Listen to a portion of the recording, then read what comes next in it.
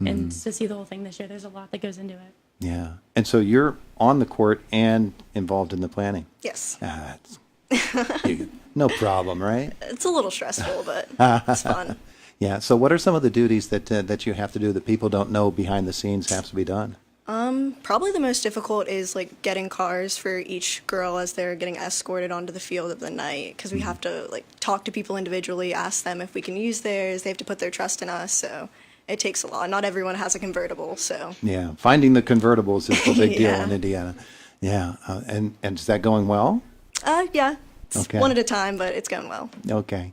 Homecoming is an exciting time, isn't it? It is. Yeah, you get all the people together, and of course you're involved in other activities. That's something else that people have to understand is that you're involved in whatever you're doing here in the early part of the September schedule, and at the same time you're doing this planning. So it takes a lot of personal time. It does. It takes a lot of help. There's so many people working on homecoming. Like, there's 8 other people that are on the committee that have been a large help, helping pick out decorations for the dance, helping design T-shirts, making sure all that gets finalized. And it takes a mini army to get this done. Yeah. All right. Well, you've got the Army at work, right? Yeah. Terrific. Terrific. Thank you, ladies. Thank you. Well, as Principal Mack wanted to come up, I'm going to move this out of the way so that'll help enhance the image there on Facebook Live. Everybody wants to see you, Principal McElhaney. No, they don't. I have the face for radio talk. Okay. That being said, next up, we have some young ladies here from our volleyball team who are performing a community service event,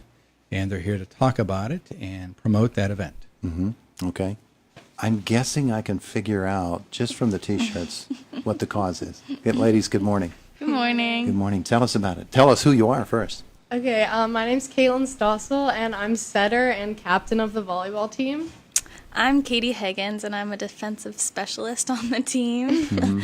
You have to do the digging, huh? I do. she has to do the digging, and she has the knee pads to go bouncing around. But you all do. You all do. Tell me about the cause and about the game.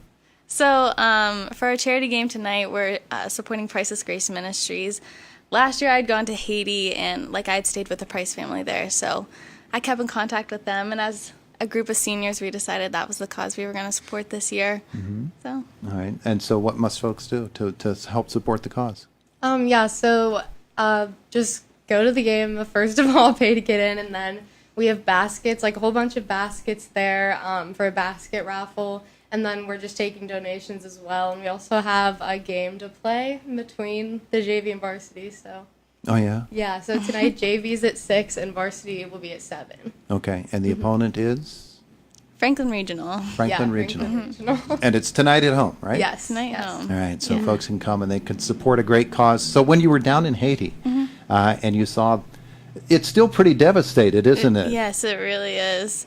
It's definitely very eye-opening Yeah. being down there. They still living in cardboard boxes in those big communities of Yeah. whatever materials they can get to cover their Right, heads. yeah. Yeah, so there's still a lot to be done in Haiti. Well, wonderful that folks are stepping up to do that. And what's Priceless Grace Ministries? What's that about? Yeah, Priceless Grace Ministries, they run a malnutrition clinic. So the girl who began it, her name is Meredith, and she was in Uganda, and then she came back, and she felt led to start this malnutrition clinic for infants and small children. So that's what they do in Haiti. So going to raise money for those kids. Terrific. That's absolutely wonderful. All right, that's a great cause. Folks can come out tonight. What time's the game? JV's at 6 and varsity's at 7. There you go, boys and girls. If you've never seen high school volleyball, it's a lot of fun to see, and now you can help a good cause while you do it. Thank you both. Yeah, thank you Thank so you. much. All right, Mr. McElhaney, sir. Okay, next up we have Mr. Keaton Stans, who is one of our 2 technology education teachers, who in the last few years, with the help of Mr. Wren, has transformed the technology education department into a cutting-edge pre-engineering program. He is here to talk about a first for our school, where he and another science teacher combined their efforts to provide opportunities for our students, which will be very meaningful, engaging, and helpful for them as well. Wonderful. Mr. Let's learn Stans? about it. Good morning. Good morning. As you said, I am Keaton Stans. So we've got some sample students with us here. You can fire some questions at them as we move forward here. All right. Essentially, what we're working at is we were looking at our general physics course. It's an academic course that our students take, and we wanted to implement a lab with that course. So what we're using is we're utilizing the technology education department as an area with tools and machines and equipment to provide some realistic examples of some of this physics, just beyond what we can do in the traditional physics classroom.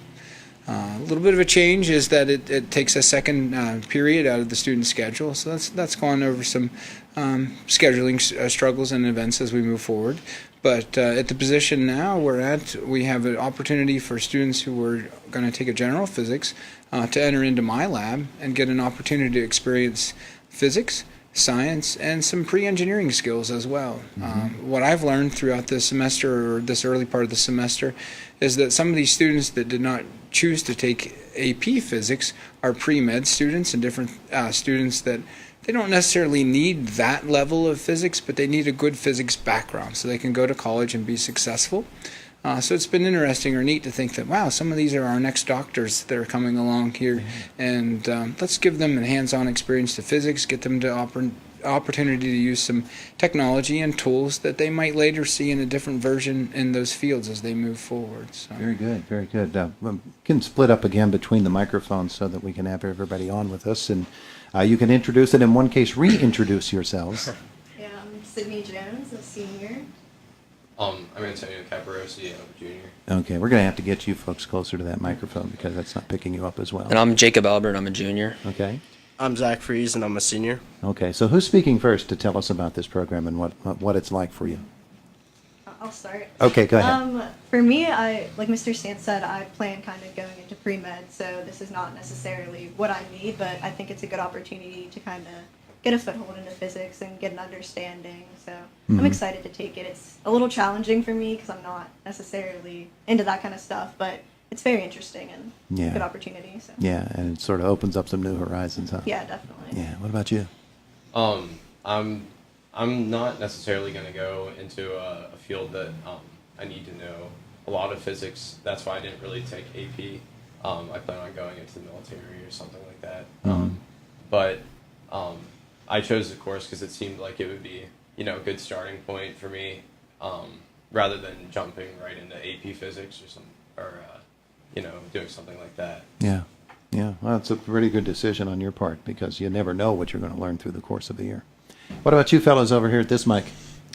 Just like how Sydney is, I'm looking forward to going into a medical field, and I thought how doing physics and with the STEM program, it's not something I need, like Mr. Stantz said, a huge background in to do the medical field, but it's something I feel like will help me and I'll benefit from. And like when I was younger, I went to like a STEM camp and stuff when I was younger, and when we first introduced this, I thought it'd be something really cool and interesting to do.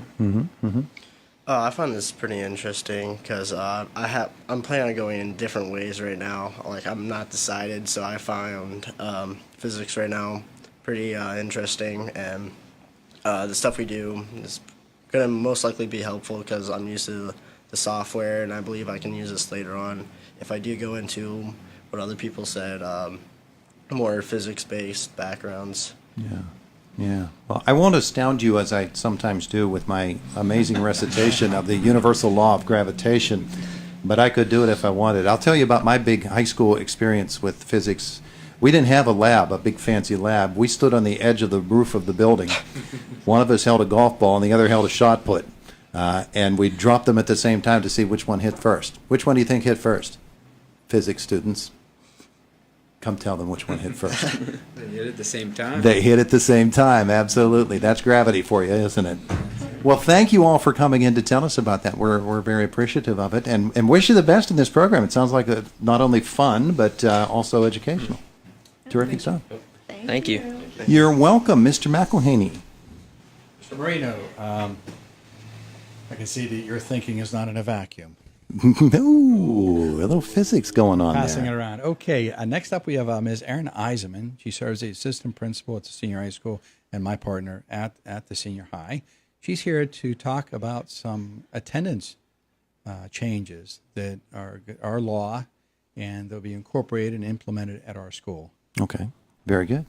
Good morning. Good morning. I get the fun stuff, the Yeah, I can attendance. see Everybody has to come to school, But basically, the Pennsylvania Department of Education has sent us some new guidelines for truancy and for attendance, and our board just last week passed a policy change and a procedure change where if students are absent more than 8 days, they will receive a warning letter, and then after 8 days, maybe they're absent 2 or more days and they're absent 10 days, and they'll receive a letter requiring a medical excuse. And that's kind of a change from what we've been doing in the district, because it was like 15 days before. So parents need to be aware that you'll be getting the letters earlier, and medical excuses will be required a little sooner than they were in the past to avoid the truancy process. Now, this, of course, is the state mandate, but nonetheless, as you look at it, is it something that you think will be beneficial, or has Indiana High always had a pretty good handle on it? Well, we have a really good handle, and our students are pretty good about coming to school. But what it will do will allow us to have more time to intervene with those students that may have difficulty getting to school,